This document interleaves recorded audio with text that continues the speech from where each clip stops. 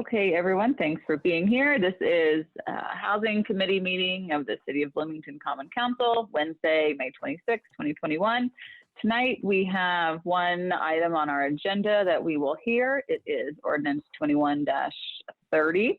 This ordinance is to amend Title 16, which is Residential Rental Unit and Lodging Establishment Inspection Program, by requiring annual submittal of an occupancy affidavit for certain types of residential rental units and providing notices of violation to be deemed properly served if transmitted by email to the owner email address registered with hand. Okay, so for this meeting, I think the plan will be to hear a brief overview from staff, come to committee members for questions, go to the public for comment, back to the committee for more discussion, and potentially taking a poll and recommendation for this to go to council. So tonight from the administration, we Recording have— in progress. Oops, sorry. John Zodi, Director of the city's Housing and Neighborhood Development Department, Danielle Dixon, Assistant City Attorney, and Brent Pierce, Assistant Director of HAND. So thank you three for being here. If Mr. Zodi, you would like to kick us off, go right ahead. Thank you, Councilmember Rosenbarger, and good evening, other councilors, Piedmont, Smith, Flaherty, and Sims. I think I also saw Councilmember Boland and Scandalari on as well. Thank you for considering this occupancy affidavit tonight. Just briefly, you all probably saw the Q&A that was sent out, or that was sent to you over email last night, that was also made as an addendum to your packet for tonight, so we can talk through that as you'd wish. But just briefly, this affidavit proposal is modeled after the city of West Lafayette, who has an affidavit for occupancy as a way to track occupancy as an attestation of occupancy of certain properties. Following the passage of Senate Enrolled Act 148, our relationship with the landlord-tenant relationship is changing here in the city of Bloomington, as you all well know. And in order to make data-driven decisions and to help make sure that all the symbiosis in neighborhoods is good and that we are able to work with homeowners and renters and landlords, we think this is a good step toward looking at how we track occupancy in our neighborhoods. In rental units of buildings that have 4 rental units or less, which would also, that would scoop in single family rental properties as well. So we think this is a good step, sort of we don't want it to be onerous, but we do think it's important that we have an annual attestation of occupancy in the iteration of those 3, 4, and 5-year occupancy permits. So I believe in your packet, you had a draft of the affidavit along with the Q&A. And I want to thank Danielle Dixon from Legal and Brent Pierce, who is our assistant director, for taking the lead on this at the beginning. And I came in, as you know, just a couple months ago. So I want to thank them for their front work on this. Happy to answer any questions or go through in more detail as you wish. Thank you. Great, thank you so much, Mr. Zodi. Any questions from committee members? Okay, Councilmember Flaherty. Yes, thank you, Mr. Zodi, for the presentation, and thanks, Chair Rosenbarger. I assume you all talked to city staff or attorneys from West Lafayette about how their program's gone, since this is something they've had in place for a while. Any insights on how their program's gone that help us to anticipate any challenges or hurdles and how we might overcome those? I think overall this seems like a good idea and a well-crafted policy, but just trying to make sure that we've thought through all the potential pitfalls and imagine that West Lafayette could be instructive in that regard. So thanks, Councilmember Flaherty. I will at the end of my comment defer to Mr. Dixon and Mr. Pierce to see what they learned on the front end of this, if anything. I think we were trying to think through, we've sort of laid out the process of how this would work and what the relationship is with inspectors and how this would go on the ground, right? So if there's an annual update for the affidavit, that would be submitted to hand, and there would only be changes necessary.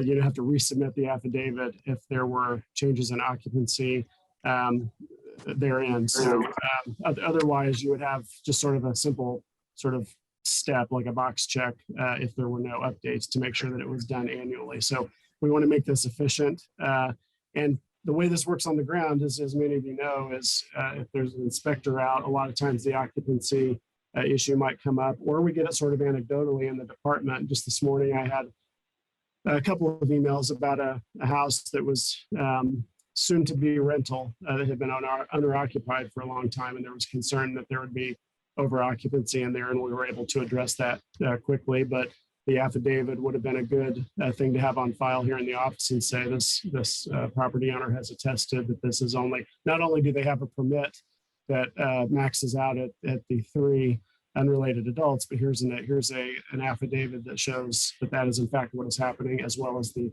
list of tenants. So that's kind of that added step in there that helps the homeowners in a residential owner occupied neighborhood. This is sort of a new property that's going to be a rental.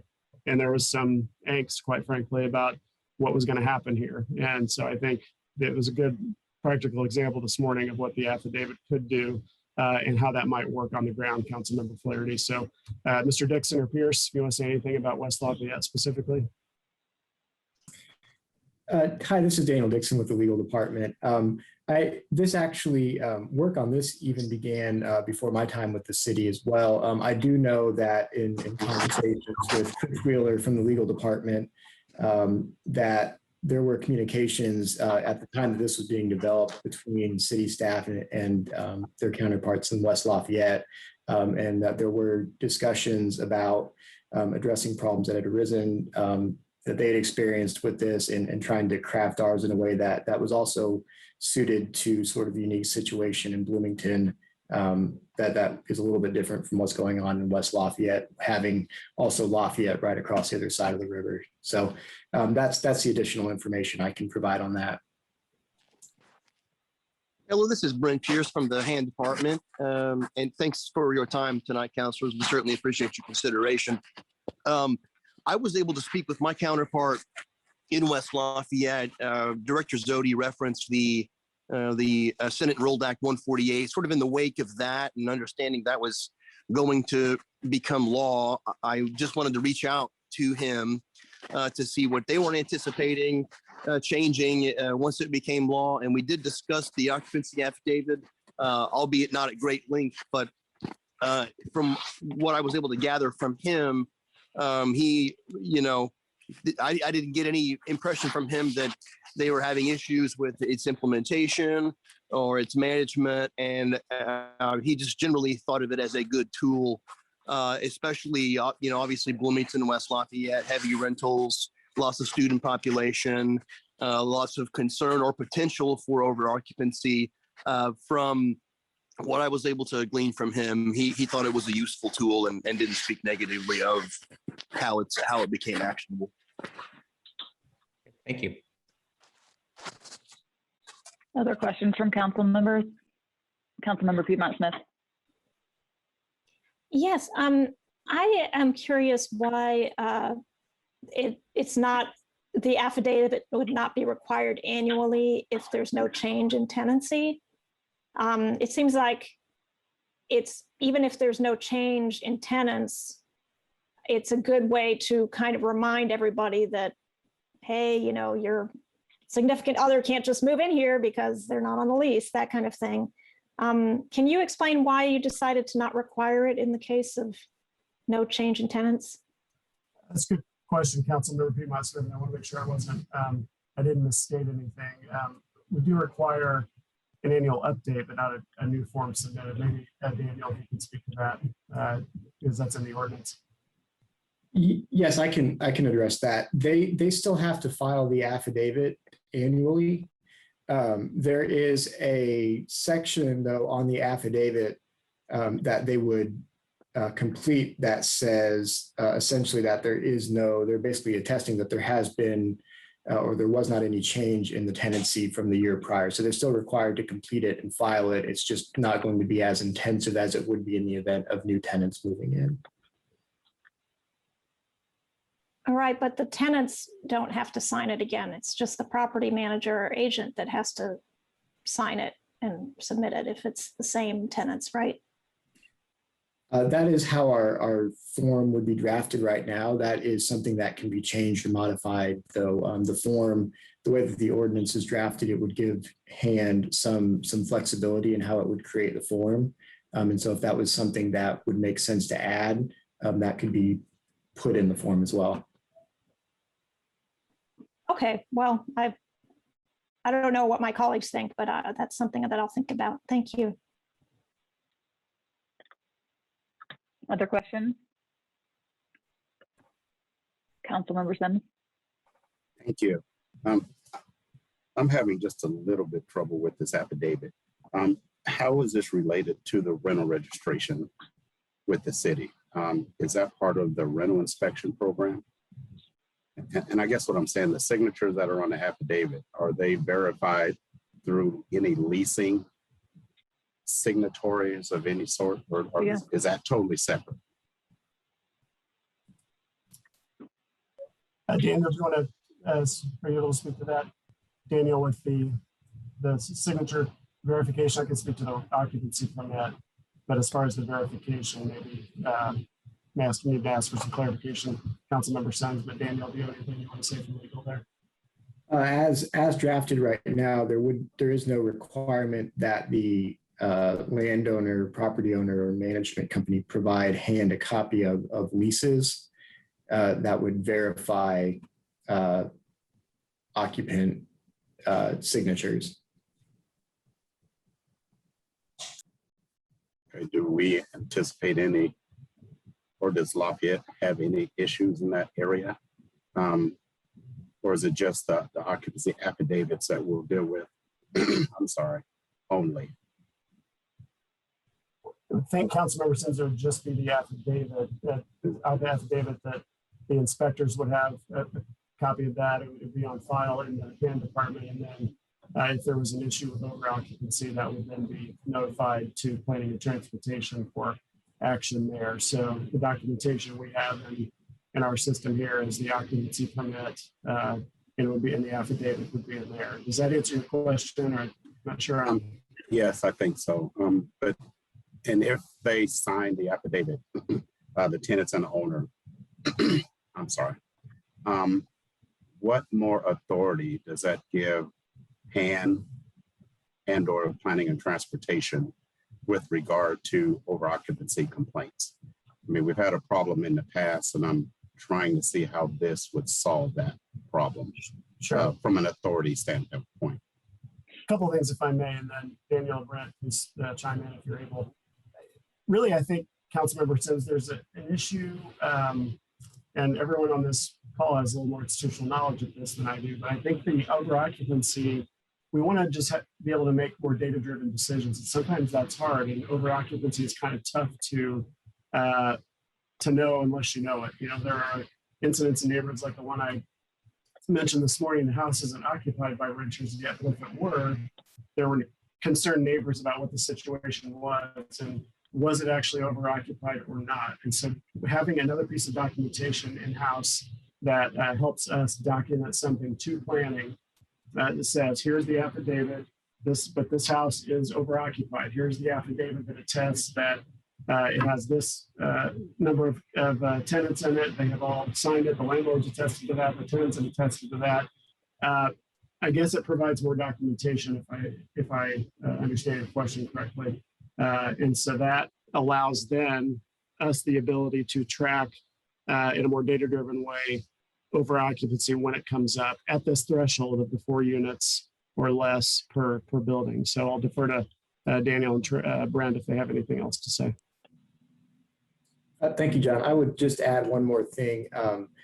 When housing and neighborhood development staff would identify an over occupancy issue during a cycle inspection or a complaint inspection, that would then be handed off to the Planning and Transportation Department along with this occupancy affidavit.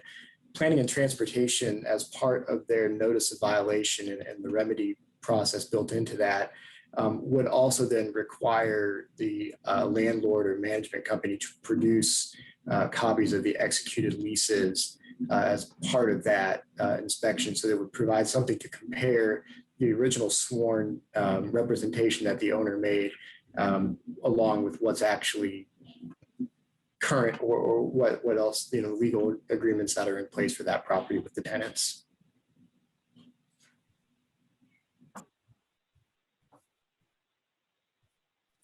I'm sorry, I had to unmute myself. Yes, thank you very much. Okay, I have a question. Okay, this is for me about the second whereas clause. The over occupancy in residential rental units presents dangers to the health and safety of the people living in and around said units. I would say I have a hard time with that clause because there are a lot of homes that, like, of course, allow more than 3 adults. So I don't know how other city council members feel about this, but I just think it's like, could you explain why it's in there? And just like, I don't see a difference between a home, right, with like 2 grandparents, 2 adults, and 2 kids. I mean, is that a health problem? Is that a danger to neighbors? Like, I just have a hard time with that being a reason for this ordinance. Sure. Thanks for the, thanks for the question, council member. I would say this speaks to the mission at hand. Our job at hand is to make sure that our housing stock and our housing facilities are affordable, accessible, and safe, right? And so when we have a cycle inspection, I think what I want to make sure doesn't get conflated is that it isn't so much about the people in it, living in it, whether it's a family of 5 or 3 unrelated adults. But if there isn't we have those systems in place for a reason. If it's 3 unrelated adults, that's what it needs to be. Anything beyond that could impact the safety of the dwelling unit for a reason, right? And so we have that cap at 3 unrelated adults. If it's a family, it's different. That's a familial unit. I think that actually the technical definitions are different of what includes a family. So, but our jobs, the mission of hand is to make sure we are keeping that housing safe. And so I think that's part of the reason that's in there, just to make sure that we are continue to state our reason for why we do things like this and why we're interested in making sure that this is one step toward keeping one step more in making housing and our neighborhoods safe. So that's, I think, what I would say for why that language is in there. And over occupancy, if it is over that regulation, that's a violation of what was established in the municipal code. Daniel or Brent? I don't really have anything else to add to that. I just reiterate that it tracks what is present in the language in the UDO with regard to over occupancy, with regard to the number of unrelated adults and family members that are allowed to be in a dwelling unit at the same time. Does that answer your question, Councilman? Okay.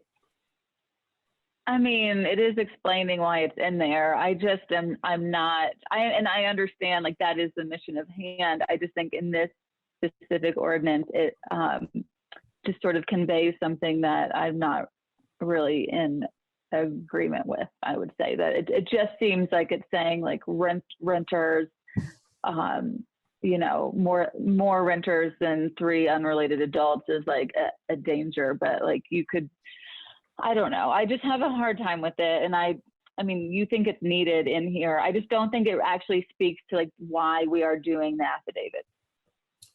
Okay. Like, I think we're doing the affidavit for like a like you're saying, a data-driven process to like really kind of try to crack down on over occupancy. Sure. And I don't want to creep into not being a member of this body. I don't want to creep into suggesting language changes, but I think I do want to just emphasize the importance of why we have those regulations in the UDO and in the code, is that it is a safe. We've determined as a city that there are safety issues when you get to more than 3 there could be, I should say. None of it is said. We're not trying to generalize renters at all, but the city has determined that you know, there are potential safety issues when you have more than that, 3 unrelated adults living in a unit for a lot of reasons. And so that's the goal. I'll leave it there and let those who have a vote here discuss. So I'm sorry, but one more follow-up question on that. Sure. But we have grandfathered homes that allow 5 unrelated, right? Is that I believe we do. if something was like around before we put that cap on the 3 unrelated, they got to be grandfathered in. So, okay. Yeah, and I can't speak to that. Unfortunately, I could find out and follow up with you, but I can't speak any more to that, unfortunately. Thank you very much. Okay, Councilmember Flaherty, I think I saw your hand. Yes, thanks. I wanted to follow up on enforcement and or identifying over occupancy outside the context of rental inspection. I believe Mr. Dixon kind of spoke to this already, but in particular, it sounded like planning and transportation, if a suspected over occupancy was reported in some way, let's say via U report, it sounds like planning and transportation has the ability, and their course of action would be to speak with the property owner or landlord and ask for a copy of the lease and compare that to the affidavit as kind of a first step. Is that right? That's correct. That's my understanding of the process. And we can follow up with planning staff to really drive down deeper into that if you'd like. But what we were told is that one of the first steps would be to request the lease agreements, and then would be to compare that with the occupancy affidavit that's collected by hand. Okay, and I suppose there's always the possibility that there's people don't answer truthfully, or a living situation in practice reflects 4 or 5 people in what is allowed for 3 occupants. But if the lease and affidavit both say it's 3 people, are there additional steps that the city, via planning and transportation enforcement takes to explore those situations? I don't know how common this is. There's sort of a lot said about problems and challenges with over occupancy, and as a 10+ year resident of Bloomington who's lived in a lot of neighborhoods, I don't know. I can't say I've ever seen it manifested in the same way it's spoken of, and I just don't have a great sense of the order of magnitude, including bad faith actors essentially, and how much of a problem this is. So I know that's very vague. I guess I'm wondering kind of more details about if that doesn't get us where we want in terms of saying, if there's still a suspected over occupancy, but the affidavit and the lease both say it's 3 people, these are the 3. Is there anything else that the planning and transportation does at that point, or is that kind of the end of it? Well, I think going back to your first question, Councilmember, I think I don't think the question was vague, but I do think we want to make sure that we're getting more documentation / data around the potential problem. So is it as big as people say it is? Well, we'll find out when we have, we'll start to have things to compare. So this is an effort to increase the ability to track that problem. I think if a complaint came in through your report or through an inspection, that would get sent to planning and transportation, who would then do their due diligence before they would issue a notice of violation. And then that would be, of course, that moves from Title 16 to Title 20 from us. And so I think once the notice of violation is issued, the property owner has 2 weeks to provide the lease, sign notarization, the affidavit. I'm reading the process here, and make sure it meets the occupancy limits. If it doesn't, that's one matter, and then they've got 60 days where they have to pass another visual inspection from hand of the property. So this is now the process of what happens in an over occupancy or an alleged situation. If it's not corrected in the 60 days and they don't pass the hand inspection, planning and transportation starts enforcement procedures, which includes fines, and then ultimately the permit can be revoked by our department at hand. And then in all of this, the appellate body for this is the BZA. So that's if a person has a problem with the affidavit in the first place, right? I know we talked one scenario where a tenant may not want their name out there on a document or something, and the landlord would come to the Board of Housing Quality Appeals at that first step and says, I have an issue with submitting this affidavit. Here's a reason. That would go before the Housing Quality Appeals Board. And then once the process started with an alleged an alleged over occupancy, that's how it would move from there. It would go from hand to planning and transportation. And that process I just described would ensue, going all the way up to a potential to the BZA if there was an appeal from the property owner, if that helps. Yeah, thank you. That's helpful. Yep.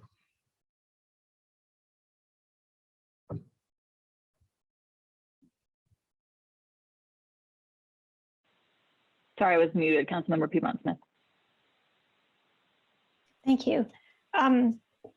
So I'm sorry, I'm still stuck on this issue of not having to file the affidavit if there's not a change in tenants. Is this how West Lafayette wrote up the law in their ordinance? Do you know? I believe the affidavit is strongly modeled after West Lafayette. So Brent and Daniel, do you know specifically whether they have that section in there? I know I pulled it up myself once and it pretty much mirrored it, but I'll defer to you. Yep, this is Brent Pierce. I don't know specifically, council member, if that exact language is in there. I think it's important to note that, and Daniel Dixon, please, if I'm out of bounds here, jump in, but you are still filing the affidavit annually. It's just that if there is not a change in the exact tenants, then they don't have to, sign off on it. It becomes a landlord, a landlord only deal, right? So they're being noticed every year of the over occupancy affidavit requirements. It's just in the event the tenants do not change, the tenants do not sign year to year. Right, I understand that. I guess I'm envisioning,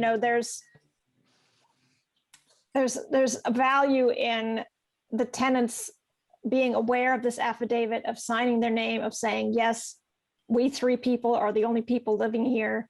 There's a value in kind of putting your name to that. So that's why I'm wondering if it might be a stronger ordinance if they also would have to sign, even if it's, year 2, 3, or 4 in that building. I would agree with you as a policy matter. I think that actually makes more sense. And Daniel Dixon, was there any legal reason why we weren't or we aren't including that in there? I know that ultimately the property owner is responsible by law for these kinds of violations. I'm just curious if we were to and to echo Director Zodi. I don't want to get into the council's business of changing language or adding or taking away, but I would imagine that Daniel Dixon, if that language was to be added and a requirement of the tenants every year was in there, would we run afoul of any ordinance? I would need to look at that closer. As of right now, I'm not aware of a legal reason why we could not require occupant signatures annually.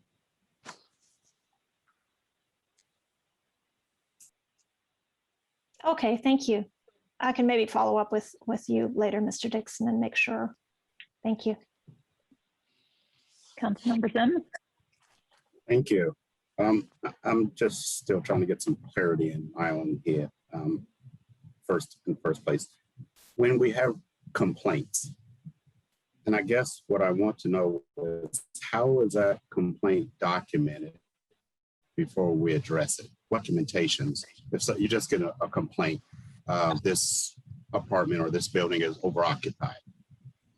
Okay, now what documentation comes with that, and what, as I think I heard the term due diligence earlier. Sure. What part of, as part of the enforcement, due diligence and documenting the complaint in the first place for us to address it? It seems like we need to know or verify there's a problem before we do certain other things, it would seem to me. I'm not an attorney, but for some reason, due process keeps popping up in my head. Sure. So can we touch on that just for a second? Sure. So the complaints would come in and we don't expect our residents to know sort of everything they would need to include. Just sometimes we'll get and I will say my experience is limited. You all know that so far here, but it comes in rather organically. I suspect, and I know the one I got today was very organic. It was, I'm worried about this. What can you do about it was the question. And so I did some digging up and found information where the property owner had said, this property has an occupancy permit for 3 unrelated adults. I circled back with the neighborhood and said, here's what we found. Someone else had actually spoken to the property owner, and he confirmed that, yes, I'm very familiar with the city's policy here. It will not be overoccupied. And that was the end of it, right? So the complaint could be anything from that. It's more of a concern rather than a complaint, up to, someone documenting very heavily that I saw, furniture being moved in for 4 people, or I think it could vary a lot, Councilmember Sims. So the documentation we would have, so those complaints would come in, let me back up, through your report or during an inspection. An inspector sees something that doesn't seem right. There's 4 beds in what's supposed to be a 3-person house, or something like that, and we go back and we check our records. And this affidavit would be another record that we would have that says, okay, Kate, John, and Isabel are supposed to be living here, but Jim's also, we can see that Jim's a resident too. And I think it's pretty organic, and we've got to have the records to back up, making sure that we do give people that due process and make sure that we're not just alleging and throwing out notices of violation without doing that, as you call the due diligence. So it's not the same in any way, the way something would come in my experience, just in government. Daniel or Brent or anyone else may have other thoughts. No, I think that's right. And Councilmember Sims, as part of due process, I think the affidavit itself provides adequate notice to the landlord and the tenants about their responsibilities when it comes to over occupancy and the ordinance. And then, I talked to our program manager for inspections, and he estimates that, there's maybe north of 12, 15 per year where inspectors will just happen upon evidence of over occupancy. And so, that's one way. And as Director Zodi mentioned, reports come in and go to planning. So I think that, there's always room to improve, but there is documentation on the front end. I think the affidavit is very clear and provides that notice that in the event the city decides to take action and penalize over occupancy, I don't think the city's in a position to be put on defense because a landlord said they don't have adequate notice or they didn't know this was a thing. So I think if there are suggestions for documentation and improving the process, always open to that. But that's my understanding of how things come to the city regarding over occupancy. And I would say also, to kind of close that loop, is that the Board of Zoning Appeals is the final stop there. If the property owner says this just isn't right, it's not over occupied, and that case is made to the BZA and the BZA disagrees with staff, that appeal would be granted.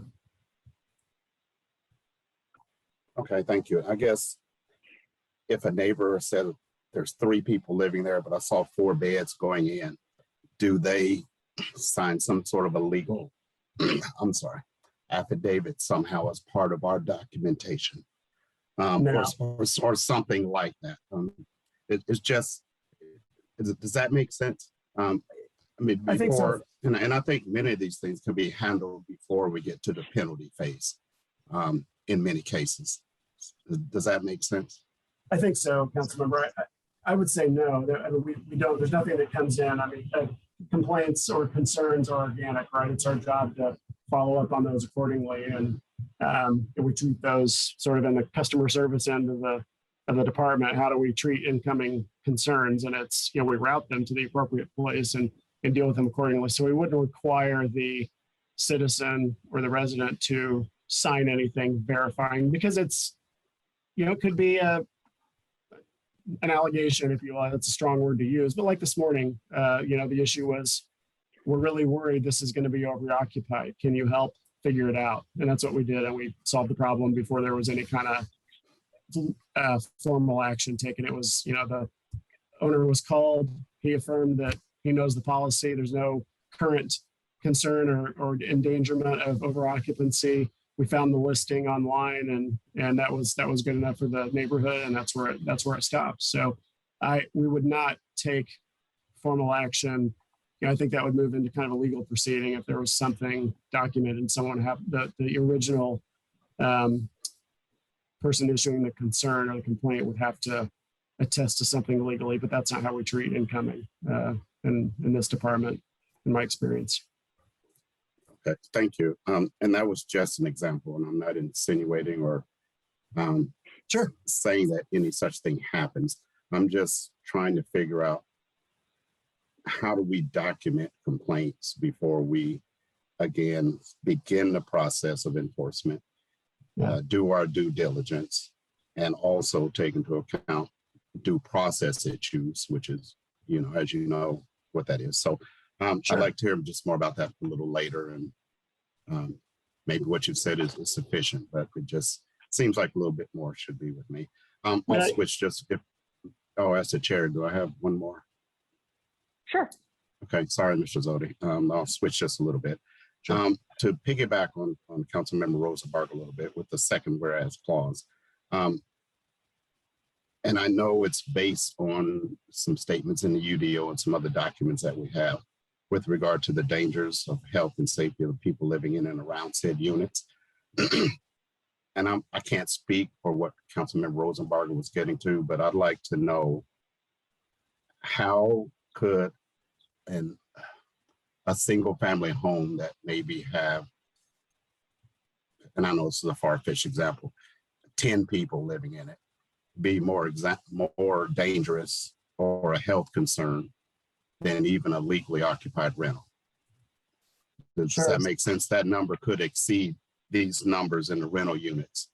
So I guess, and I'm not disputing some of those issues, I just want to know how. Sure.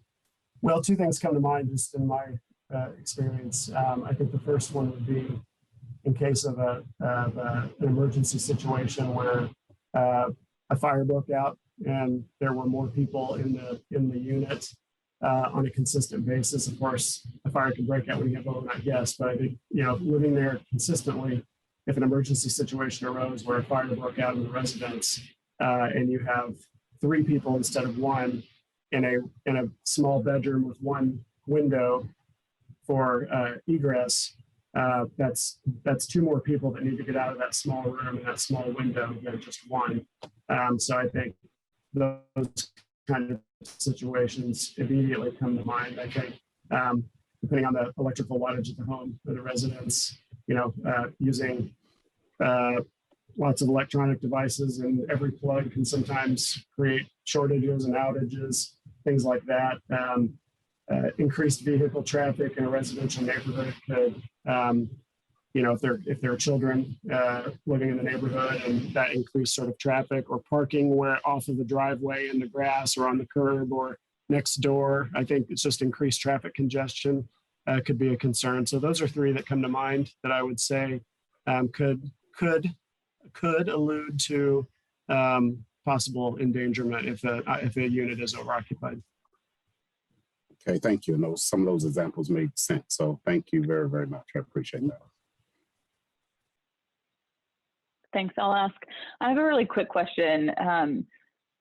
Section 1B, when it says on the affidavit, you're going to list the occupant and identify the familial relationship. I thought that seemed at first glance a little intrusive, but I'm assuming that to figure out if it's a family or not. Right. Okay. That's correct. Okay, that's an easy one. I mean, I'm sorry, I keep kind of harping on this one thing, but we're all kind of like sticking in our own lanes here. If we're worried about over occupancy, I feel like targeting rental unit of 4 units or less is missing a very wide piece of housing units in our city. I mean, we have multiple buildings with like 5 or more units, and we're not requiring affidavits for those where, like, if there is a fire, that's a ton more people that we have to evacuate. And then also owner occupied residences that again could have 10 people. We're not going to know if there's 4 kids sleeping in a bedroom that have to get out one window. So, I mean, kind of like, why wouldn't we do it across the board? Well, I think I would say we discuss this issue a lot on kind of what the threshold should be. I don't know. We don't have the ability under Title 16 to enforce on an owner occupied that, you know, if your family is whatever size it is, that's not something we, you know, can regulate, so to speak, in most cases. And so we had to determine a threshold, and the 4 units or less per building, which also, of course, would include single family homes. That is the threshold to receive city services, recycling, trash, yard waste, that sort of thing. And so we thought that was a good threshold right now. Certainly could change at the discretion of the council. But it was also pointed out to me that there are a number of property owners who own multiple single family units, so that it's not necessarily targeting a population of landlords even that just owns 1 or 2 houses. There are several who own a number of units. So that's our rationale for why we went here with the threshold at this 4. And really the basis was there seems to be a prevalence in residential neighborhoods of overoccupancy. How do we track that better? How do we make better data-driven decisions? If that turns out to be not the case, or it's not skewed, or we see an imbalance or something, I think, you know, a revision later could be possible, but we had to start somewhere. And we determined that based on that threshold of city services, seemed to be a good place to start. Thanks. One follow-up. That prevalence, is that complaint based? That's a great question. It's something we wrestle with. Yes, largely, but I think it's also anecdotal, right? I think we've got to take into account people's awareness in their neighborhood. Like I keep going back to this example from this morning where there wasn't going to be an overoccupancy issue in the home that I was emailed about this morning, the one that I told you about where we took care of it offline. But I think there is heightened awareness, and so complaints or communication or concern could come in. I think they generally, but more anecdotally, do come into the departments because you've got a neighbor whose house next door is changing, and they're worried it's a 5-bedroom house. Is it going to be rented to 5 unrelated adults or not? And that's not as visible in larger units. And so you've got, right. I think, increased, to your point, but I think you've got that increased awareness of what's going on around them. And so we had to have a threshold starting there, and that's where we went. Thank you. Yeah, I mean, well, I can save it. I think it is. I mean, it makes sense to me that it is anecdotal and it is complaint based, whereas you can't, like what you're saying, you can't really tell if one unit in Smallwood is overoccupied. You also don't have neighbors around there that are probably going to complain if they see something like that, whereas in Prospect Hill, people are a little more up in everyone's business and they're going to see that and potentially complain, or like more cars on the street or something.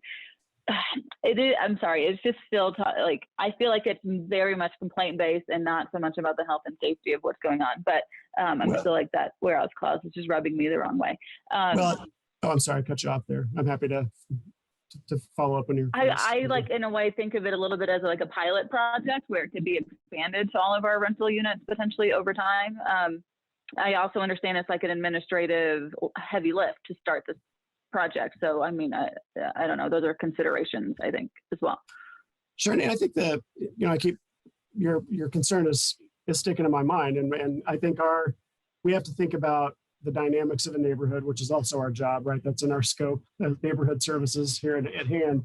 So we have to think about all that stuff. But the bottom line is, if there is a threat to the safety of a city regulated property, we have to, that is an immediate top of mind, top priority concern for us, right? Life safety issues they have to be top priority. A concern may come in like the one did this morning. There wasn't a life safety issue alleged. It was like, hey, can you tell us what's going on next door? Because we think this could be a problem. And it wasn't a safety issue. Maybe they just we're concerned about the changing dynamics in the neighborhood going from an owner occupied to a rental, but we have to sort of stay focused on that core mission because we have limited resources and our inspectors have a very specific checklist of things that are mostly safety related, right? When they go in for an inspection. And so we kind of have to stick to that core mission, if you will. And I understand where you're coming from, council member, with the other issues. And we also have to worry about those, but that core is making sure that we are protecting the safety of the residents in our regulated units. I appreciate that. I can appreciate that. Yeah. I want to see if other council members have any other questions, or if you're okay to go into public comment. Councilmember Piedmont Smith.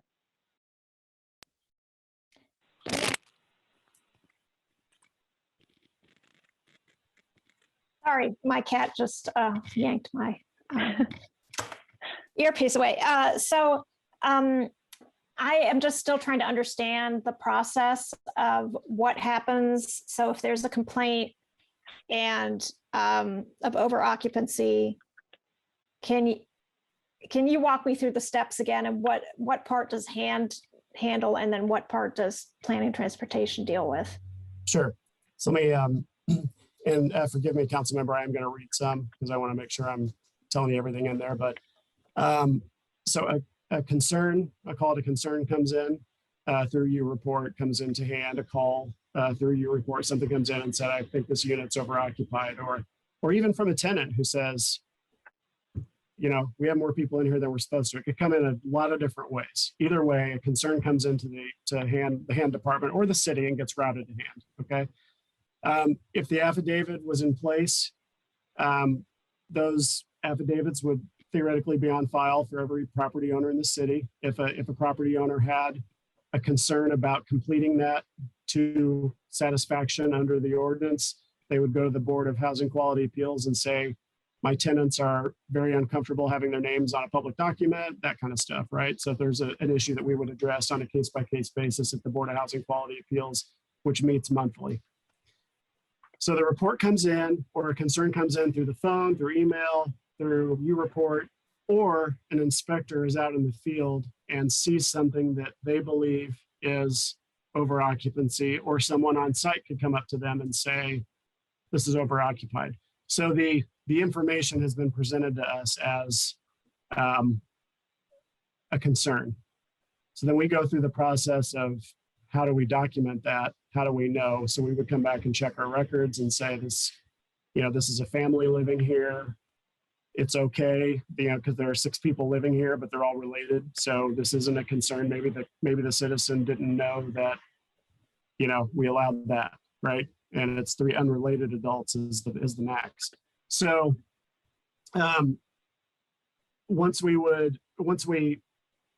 get there, and I think we would work together with planning and transportation to sort of do the best verification that we could before it's handed over to planning and transportation, where they would start the process of doing the additional verification that's needed to say, okay, we've got 3 names on the list, but 5 people are here, and here's the presented evidence, right? And again, keep in mind that the end step here is the Board of Zoning Appeals. So the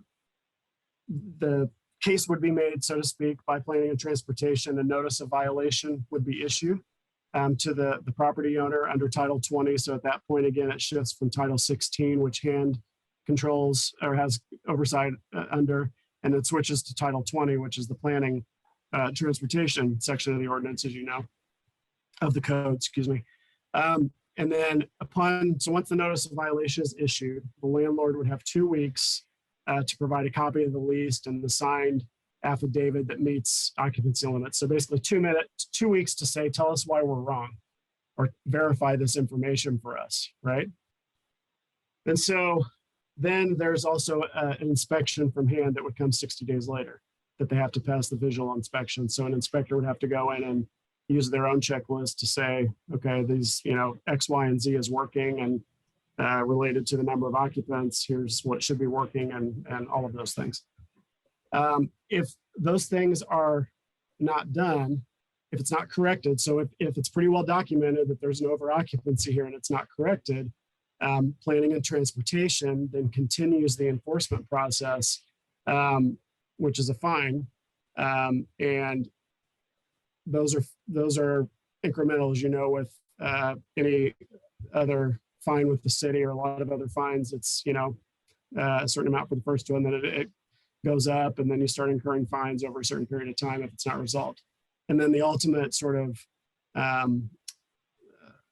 penalty, I guess, is to have your occupancy permit revoked because you're violating the code, which goes back to the core issue of safety and keeping the residents protected. So, and then if the homeowner, the landlord disagrees with this process, they go to the BZA for an appeal because that's under the Title 20 provision. Daniel, did I leave anything out there, or Brent?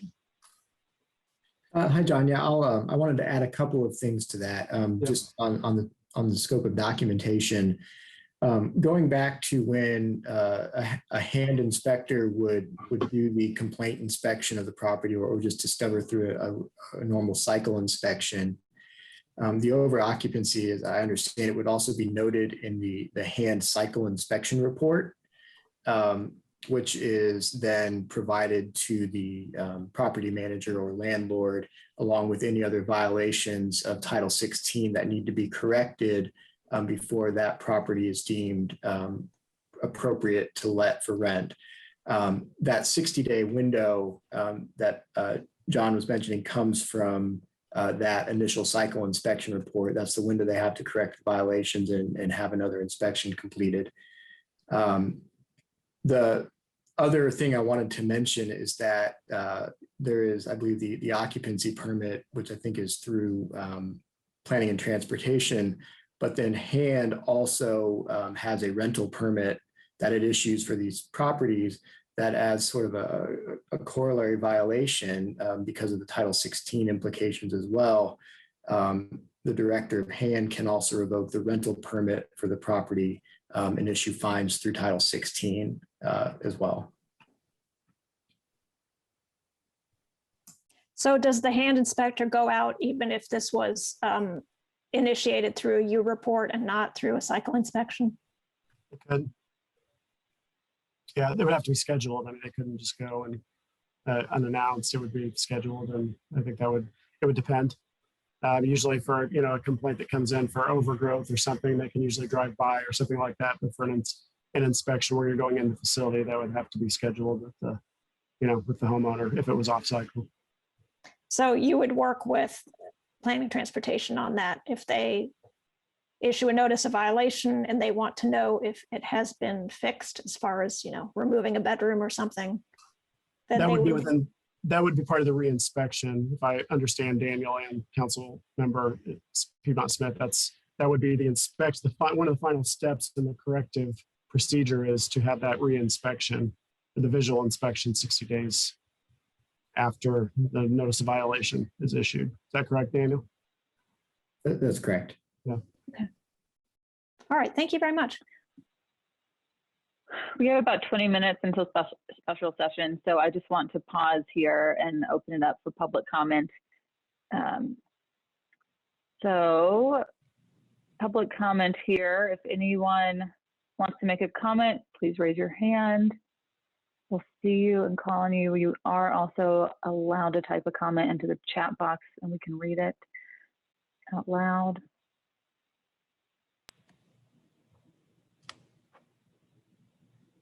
I'm not seeing anything. I see no takers at the moment. Okay. Okay, let's go back to discussion and any remaining questions, I think, so we can just wrap this up before our next meeting. Further, I'm okay doing like comments, questions right now from council members. Council Member Sims? Just comments as well. Yeah. Okay, thank you. No, I don't have any further questions. I think we brought up some things earlier that I'd like to hear more about next week. And thank you all for presenting, but I do plan to support this legislation. Thank you. Yes, Mr. Zodi. I'm sorry, I didn't hit the reaction button fast enough. Councilmember Sims, just so we can know for follow-up, you wanted to talk more through the due diligence process on a complaint coming in. Is that what you wanted to talk more through next week, if I may. I just want to make sure we're prepared to get you what you need. Yes, and throughout further discussion, we've already talked about different forms of documentation. The word evidence was introduced, and I think that's really what I should have used in the first place, other than documentation. And how that falls into, I think, was pretty well explained. So there may not need much more added, with the exception of that second whereas clause. But I think you explained it as best as you can from your end. I'm like Councilmember Rosenbarger, just kind of something about that don't feel right in the terminology. But other than that, yeah, I think that about covers it. Thank you. Okay, thank you.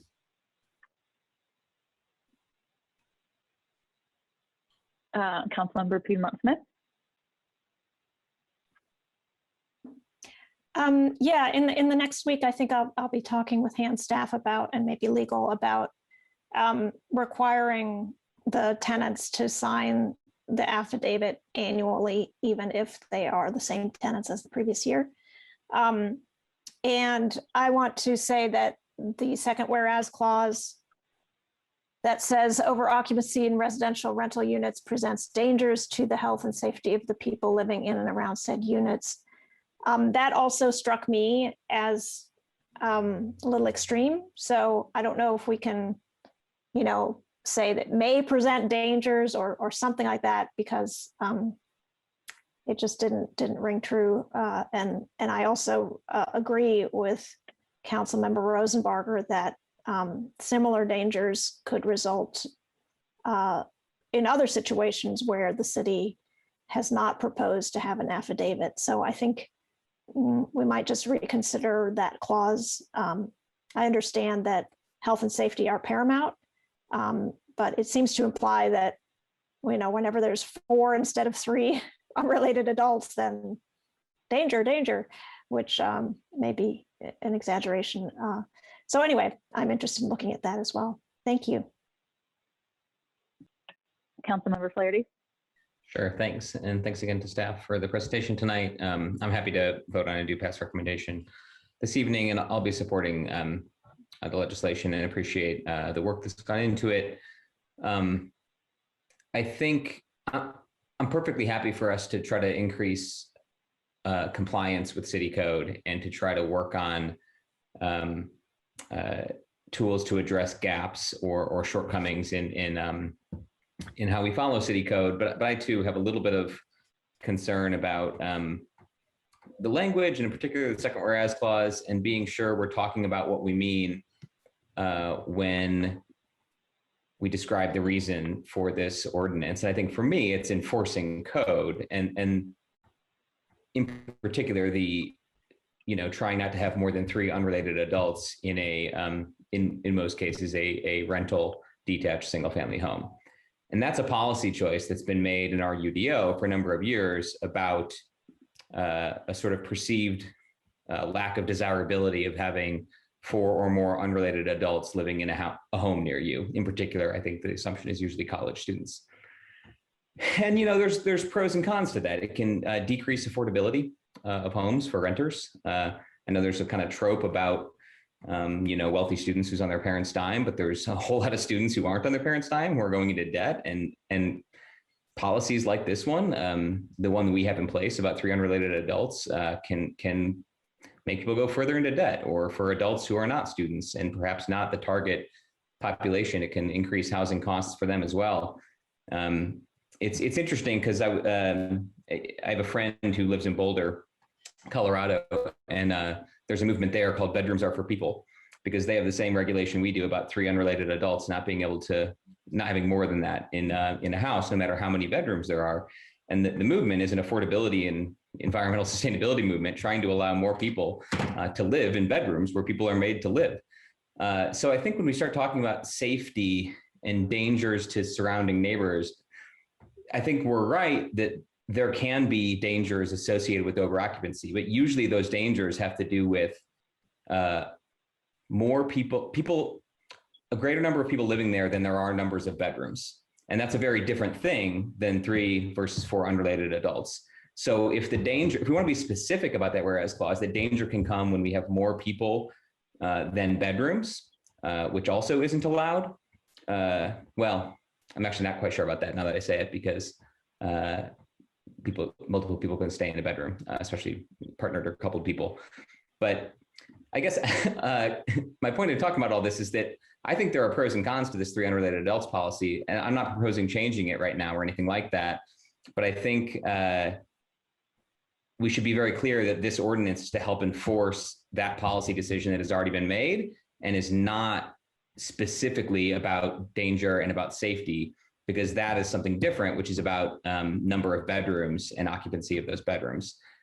So I'd be interested in an amendment, frankly, to strike the second whereas clause or modify it in some way to be more clear about that, because I think it's a pretty minor point, but the language and how we think about and talk about different types of residents in our community has very real implications in how we think about greater housing policy. And I think we've seen that recently. So that's it from me. Thank you.